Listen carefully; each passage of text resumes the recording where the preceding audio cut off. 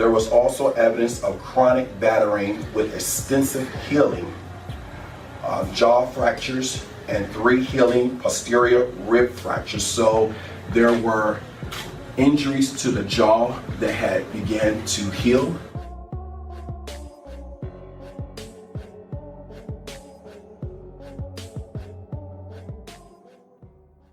Hampton is a city in Virginia that's nestled on the southeastern end of the Virginia Peninsula.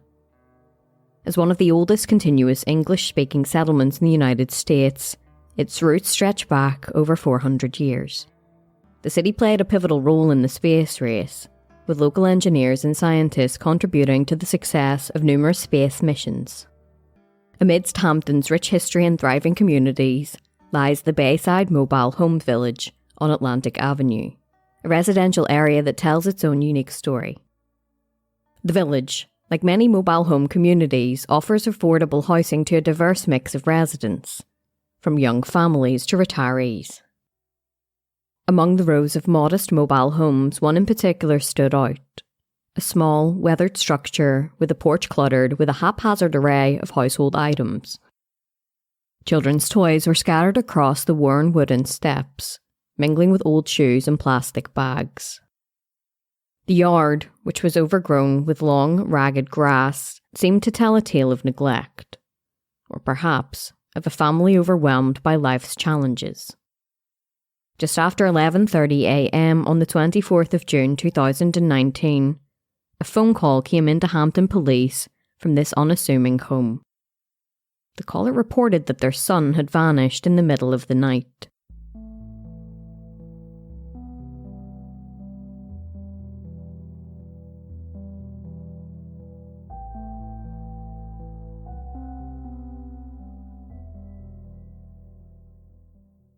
The mobile home where the 911 call had originated was occupied by Julia Tomlin, a young mother who had lived in Trailer 16 since July of 2018. The small weather trailer was home to her and 3 of her children: 3-year-old Samuel, 2-year-old Noah, and 6-year-old Shane. Julia's life had been a constant struggle to make ends meet. Unemployed and grappling with her mental health conditions, she relied on disability checks as her primary source of income. Diagnosed with bipolar disorder, attention deficit disorder, and post-traumatic stress disorder, Julia's daily life was said to be a battle against her circumstances. The family depended on various forms of government assistance to survive. Food stamps, temporary assistance for needy families, supplemental security income, and Medicaid were lifelines that kept the family afloat. But despite these supports, life in the trailer park was far from easy, and Julia often found herself overwhelmed by the demands of raising 3 children on her own. Of her 3 children, Julia seemed to have a particular concern for Noah. She believed he might have autism, although no formal diagnosis had been made. Noah exhibited behaviours that apparently worried her. He often rocked back and forth to soothe himself, and sometimes banged his head in distress. 2-year-old Noah had been a late walker, and his speech development was slow, leaving him often silent or babbling words that were difficult to understand. His grandmother Cindy Jones said of him, "He was quiet, loving, cute, had blue eyes like crazy, very quiet, and acted kind of young for his age."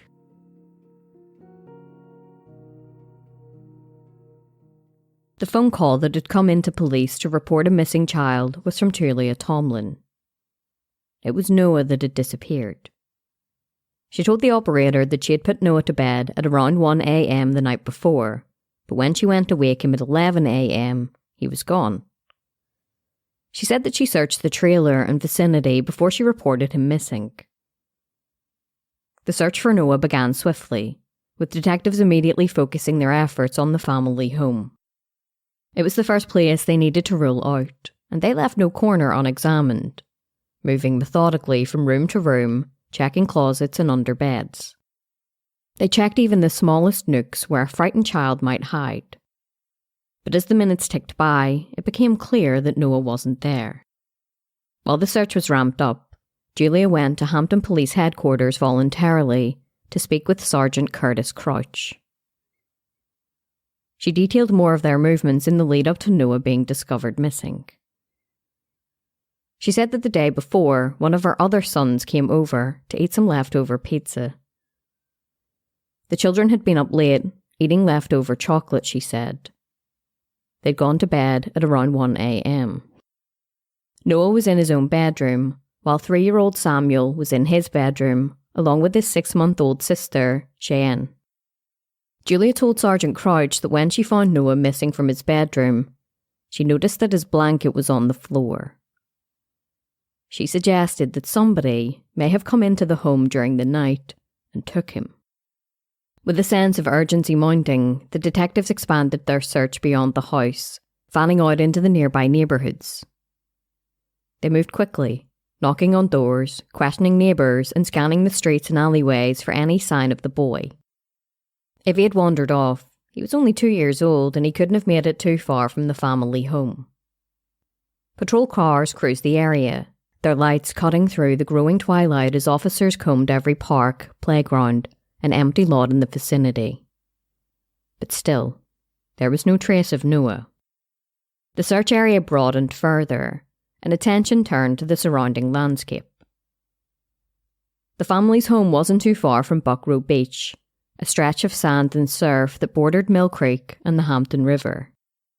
These waterways were serene in appearance, but their currents and hidden depths posed a dangerous threat to a small child. Detectives called in additional resources, determined to leave no stone unturned.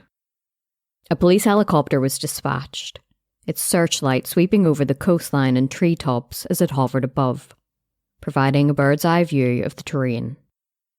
Back on the ground, divers were summoned, along with marine units equipped to handle the search of the nearby waters.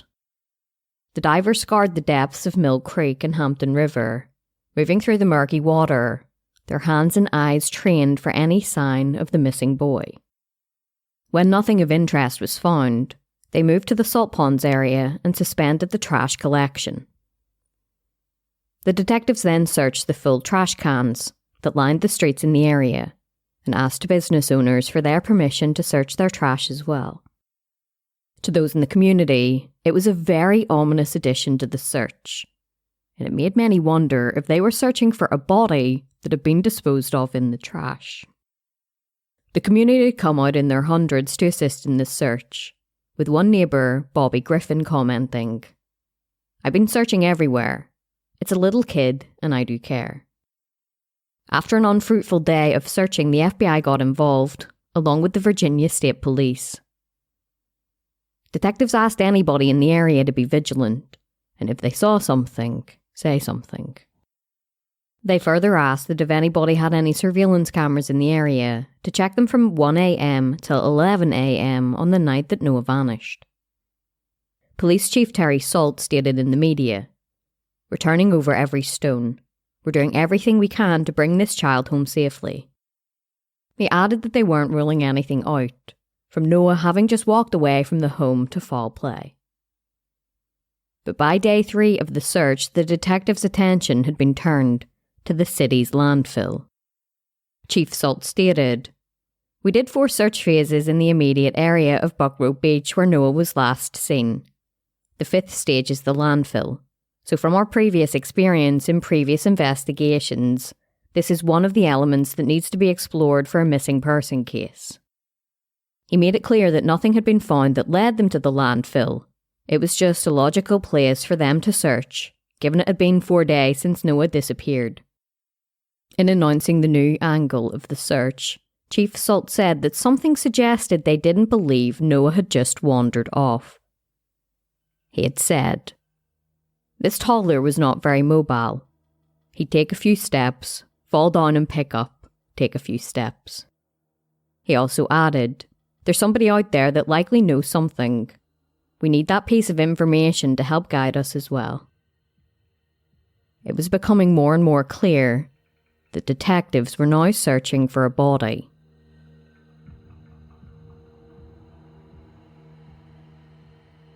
From the moment Julia Tomlin reported Noah missing, detectives felt an uneasy suspicion gnawing at them. The details she provided were unsettling from the start. When asked for a recent photograph of Noah, the only image she could offer was from 8 months earlier. In the photo, Noah was sitting in a car seat, dressed in a blue Superman costume. It was a picture of a bright-eyed little boy, but the fact that it was almost a year old raised immediate red flags. The detectives also knew that Julia was no stranger to Child Protective Services. She had 10 children, ranging in age from 6 months old to 15 years old, but she only had custody of 3 of those children: Samuel, Noah, and Cheyenne. The other 7 children had been taken from her over the years, and for good reason. When her children were under her care, they were often left to fend for themselves, while Julia was in a haze of heroin or methamphetamine and alcohol. The home was a place of chaos and neglect, a far cry from the nurturing environment the children needed. The detectives were all too aware of Julia's troubled history. In 2010, she had served 5 months in prison after pleading guilty to felony child neglect. The case was particularly horrific. Julia had severely burned her 1-year-old daughter by placing her hand on a hot kitchen stove. It wasn't until days later, when the burns had transformed into painful red welts and blisters, that the little girl was finally taken to the hospital. The burns pattern made it clear that she had been placed directly onto the stove. When questioned by police, Julia claimed she had put her daughter on the stove to feed her, but couldn't remember whether she had turned the stove off. This incident led to Julia signing away her parental rights. Her 3 eldest children were placed into foster care and later adopted by their grandparents. The burned little girl and her twin sister found a new home with another family, while 3 of her boys went to live with their fathers. Julia's interactions with Child Protective Services were frequent and troubling, painting a picture of a woman incapable of providing a safe environment for her children. But Julia's troubled past wasn't limited to her failures as a mother. In 2009, she had been charged with assault and battery of a family member. The incident occurred after an argument with a man she was in a relationship with turned physical. After the man broke up with her, the argument escalated and he called police. When they arrived, they found him with scratches and cuts on his face and arms, leading to Julia's arrest. However, those charges were dropped 4 months later. In 2017, Julia discovered she was pregnant with Noah. His father was a man named Justin Jones, who already had 2 other children with Julia. By the time she found out about the pregnancy, their relationship had ended, and Justin had moved to California.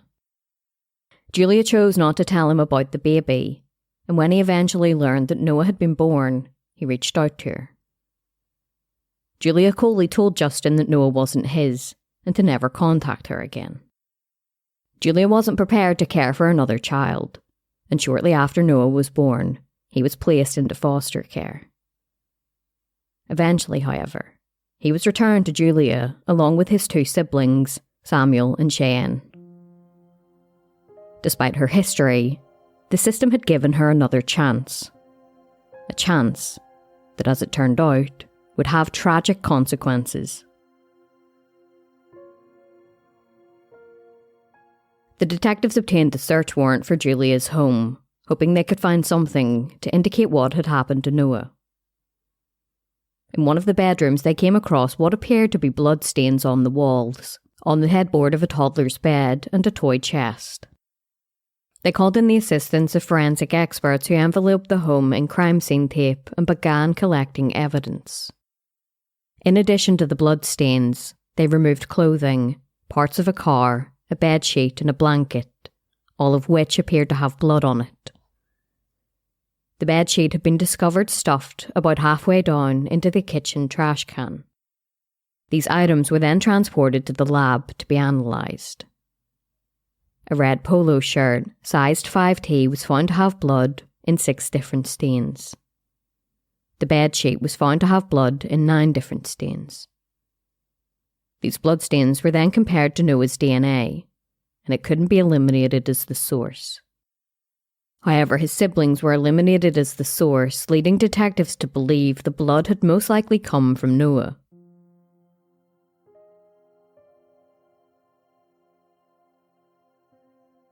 The investigation pressed on, and detectives were keen to know more about Julia and Noah's movements up until the day he disappeared. They spoke with a man named Brad Bailey, who was the father of one of Julia's sons, 3-year-old Samuel. He told detectives that on the 21st of June, he had received about 10 phone calls from Julia, asking him to get her heroin. Brad secured the drug and took it over to Julia's home the next day. When he got there, he said he had seen Noah in the living room with his 2 siblings.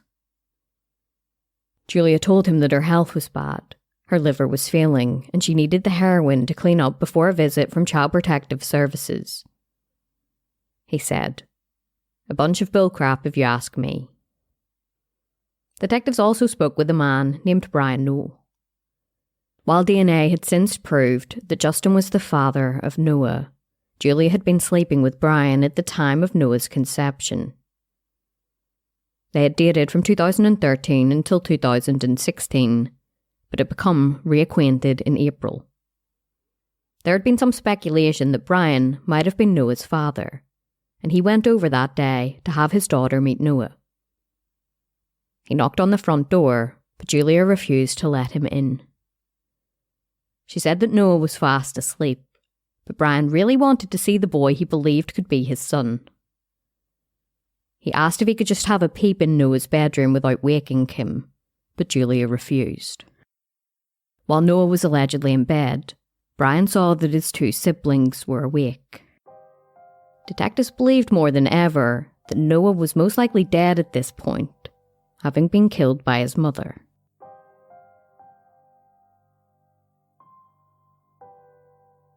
On the 28th of June, Julia Tomlin was arrested on 3 counts of felony child neglect. She was accused of neglecting Noah, Samuel, and Cheyenne.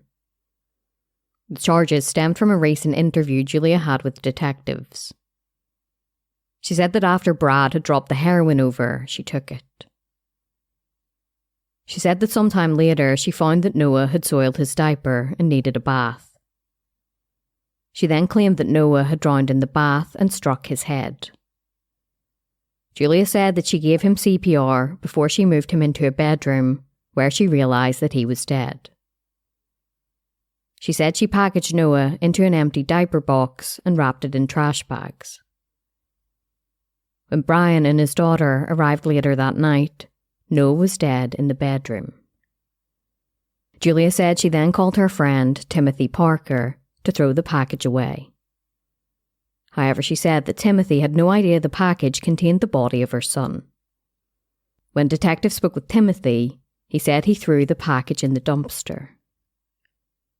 But just as soon as Julia made the confession, she recanted it.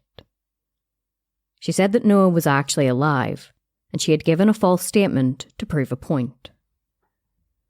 But detectives knew that Timothy had indeed been over to Julia's home that night, and he had indeed been asked to dispose of a package. In announcing the arrest during a press conference, Chief Salt admitted they believed that Noah was dead. As Julia spent her first night behind bars, the community came together for a candlelight vigil. It had been arranged by a woman named Lydia White, a woman who had never met Noah but had been heartbroken by his story.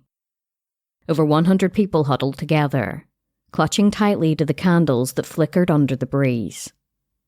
Lydia said to them, "I hope that for the first time since this has happened, we can only have something for positivity and only Noah, nobody else." For the first time, the woman who had fostered Noah spoke publicly. She spoke about the first day she met him, telling the crowd, "Bless his little heart, those blue eyes. You couldn't tell him no. And although I called him no, that's all he said was no. He got up on the couch and he held my hand, as if to say, I'm safe."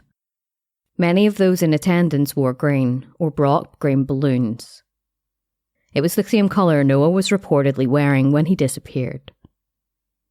Others wore t-shirts with the phrases, Where's Noah? And Justice for Noah emblazoned on the front.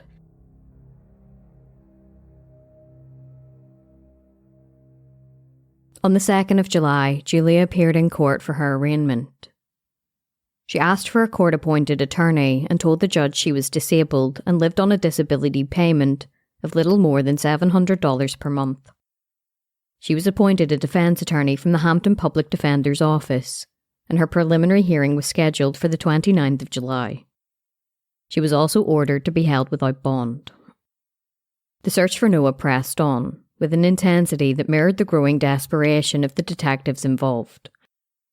After scouring the local landfill with no luck, the investigation turned to the Hampton Steam Plant, a facility that burns trash to generate power for NASA Langley, located about 9 miles from Noah's home.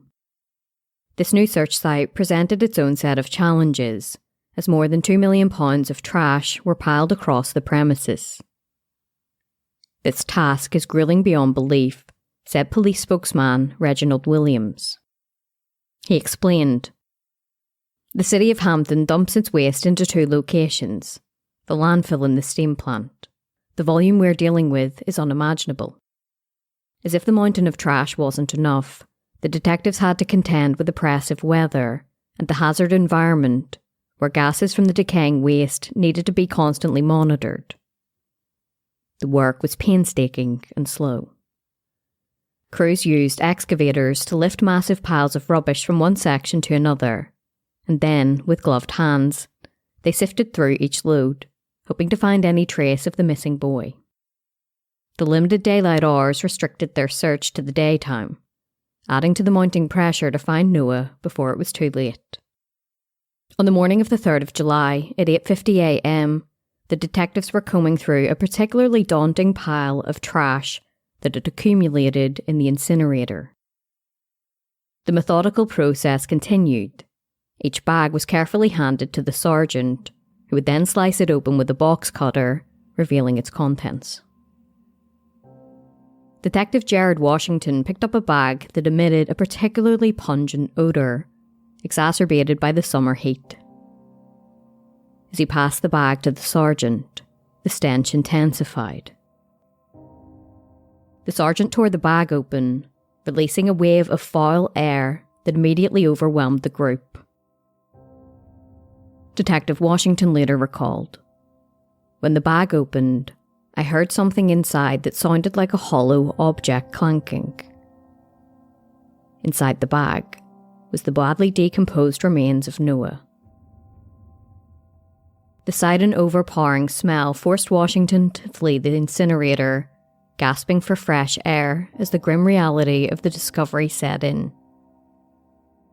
Noah's body was in such an advanced state of decomposition that there were very few distinguishable features. Detectives provided an update to the public. Information gained through the investigation helped focus the search efforts. Conservatively, we've spent over 10,000 man-hours on this process. We have been through 1,000 tons, and let me put that in perspective, that's 2 million pounds of garbage, and searched that by hand. The priority all along has been to find Noah. It's with very mixed emotions that we report today that goal has been accomplished. At 8:50 a.m. this morning, a search team located the remains of a child we believe to be Noah Tomlin. Investigators, forensic technicians, and the medical examiner's office are currently processing the scene for formal confirmation and identification. The body was transported to the medical examiner's office, where DNA confirmed that the body was indeed Noah. Because of the condition of his body, however, the autopsy was going to take a lot longer than normal to perform. The news that Noah's body had been found broke the hearts of the community. Many people had come together to search for Noah, and the outcome wasn't the one they had hoped for. One neighbour who didn't want to be identified said to CBS, "I'm sad because they found him dead, but I'm angry." Another neighbour, Lewis Huffman, commented, "He deserved to have a childhood and play and be happy, and he was robbed of that. It's heartbreaking that a child has to live like that and die like that. Every child deserves to be loved.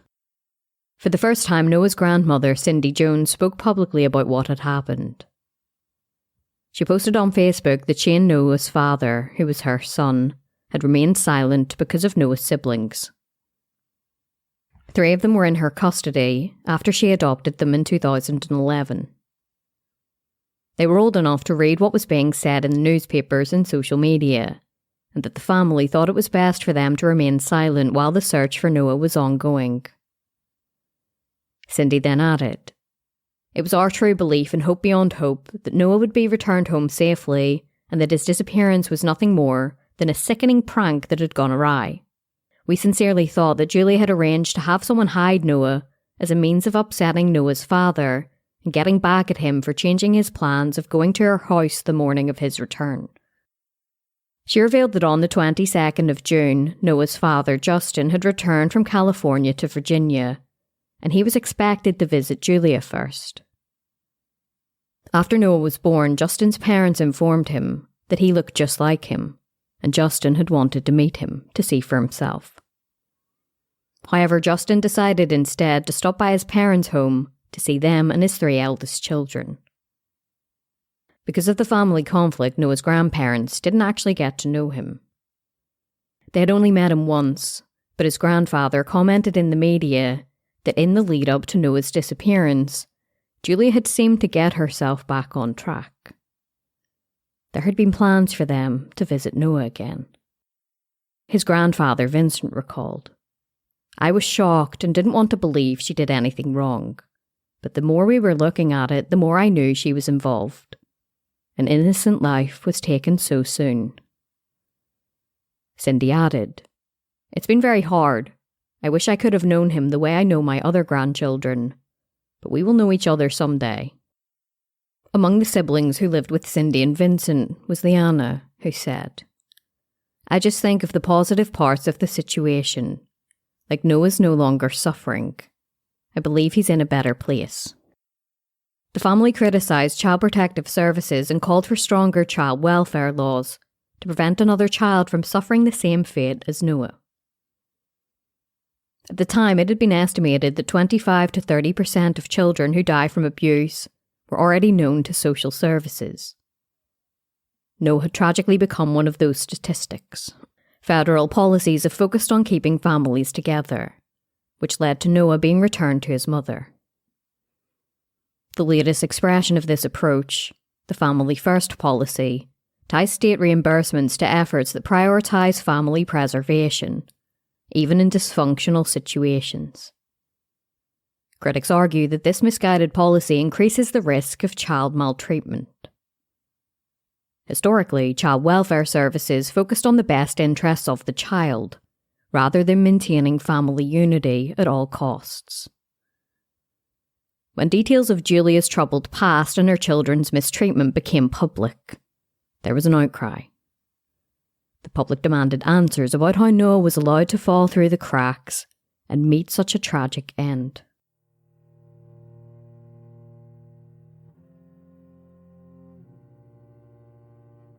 On the 28th of October, Julia Tomlin was finally charged with the second-degree murder of Noah, as well as unlawful disposal of a body and child abuse.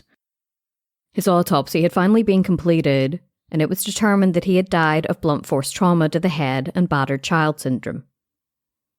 Noah had sustained multiple fractures, including to his skull, 2 of which were severe and had caused death. The pathologist likened his injuries to somebody who had fallen from several stories. Noah also had old injuries that were in various stages of healing. There were jaw fractures and hip fractures, as well as bruising to the ribs and left leg. Commonwealth attorney Anton Bell stated, Quote the medical examiner, "There was also evidence of chronic battering with extensive healing, jaw fractures, and 3 healing posterior rib fractures." So there were injuries to the jaw that had begun to heal. There were injuries to the ribs that had begun to heal as well. None of those things were the sole cause of death. However, they were contributing factors in the death of Noah Tomlin. To say the least, the nature of the abuse was such a nature that clusters of Harris lines in each distal tibia and radius were discovered. Now, in plain language or layman terms, these are the type of injuries that you will find that will literally stop the growth of bones due to either some severe disease such as cancer or some type of abuse or even severe malnutrition. So his abuse was of such a nature that literally his bones stopped growing. He then added, Well, I have been prosecuting for more than 20 plus years, and I've seen some very graphic things. I've seen some very horrific crime scenes, and I've even actually gone to a autopsy being performed, and nothing really kind of grabs you like seeing a child or a toddler being the victim of a crime, particularly something as horrific as this particular crime. There is no question in my mind, based on the evidence, this child was tortured. Bell further said it wasn't his place to say whether Noah was failed by Child Protective Services, but said that it was clear that Julie was in no position to care for any child. Noah was in such an advanced state of decomposition when he was found that only his liver was recognisable. An anthropologist had needed to be brought in to piece together the fragments of bones. After the murder charge was filed down, a judge ruled that there was enough evidence against Julia for her to stand trial for the murder of her son. The judge scheduled her trial for March the next year, and her defence attorney, Althea Meese, announced they were wanting a bench trial. This meant that just a judge would hear the evidence and then serve as both the judge and the jury. The prosecution, on the other hand, wanted a regular jury trial, and it was announced that a jury trial would be taking place.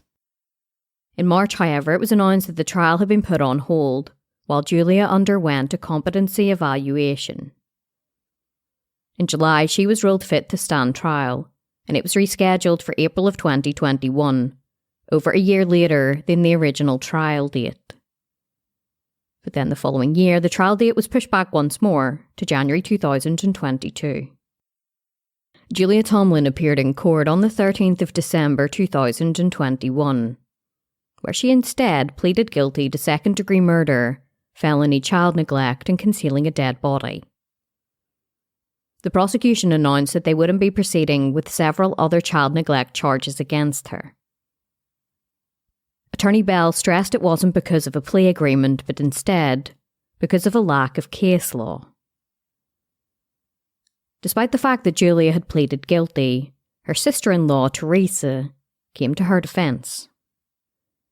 Noah had sustained numerous injuries, some old and new, and she suggested that these were caused by himself.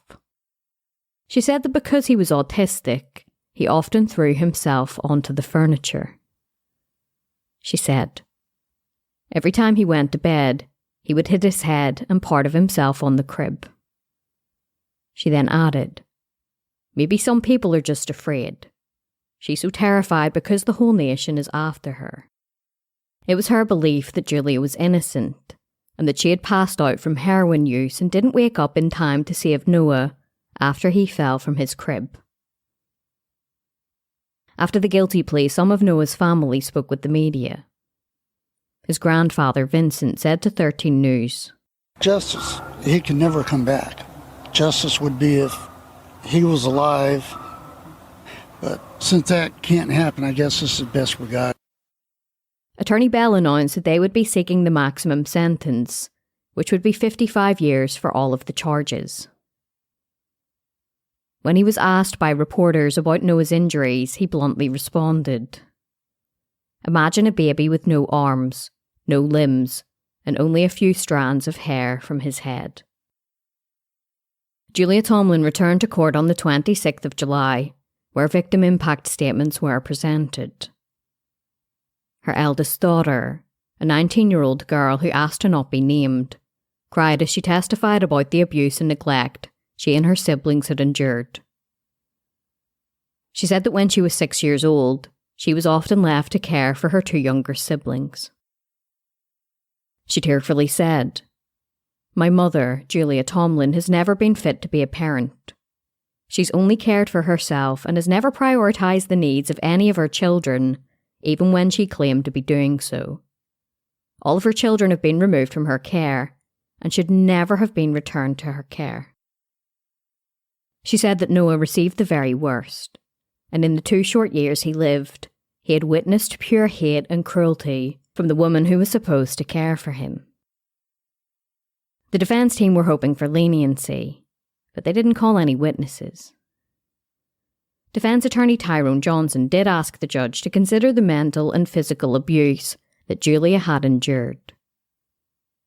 He said that she had been abused by her parents and then later by a boyfriend she had begun dating as a teenager. Chief Judge Michael Gayton then addressed Julia, telling her, "Life is the most precious thing we have. Every life has worth, dignity, and value."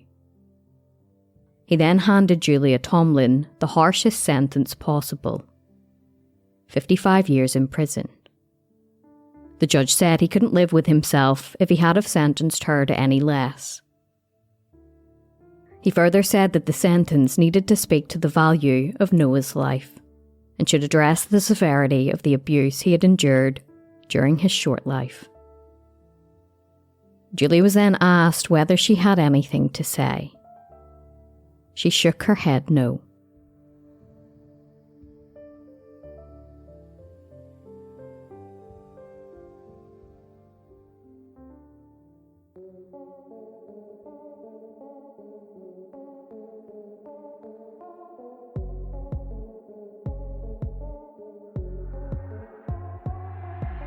Well, besties, that is it for this episode of Morbidology. As always, thank you so much for listening, and I'd like to say a massive thank you to my newest supporters up on Patreon, Holly. As you all know, Morbidology is a one-woman team, so the support up on Patreon seriously goes such a long way, and I really am eternally grateful. Up on Patreon, I upload ad-free and early release episodes, bonus episodes of Morbidology Plus that aren't on the regular podcast platforms, behind the scenes, and I also send out a handwritten thank you card along with some cool Patreon exclusive merch. So if you'd like to join Morbidology up on Patreon, the link is in the show notes, and you can join for as little as $1 a month.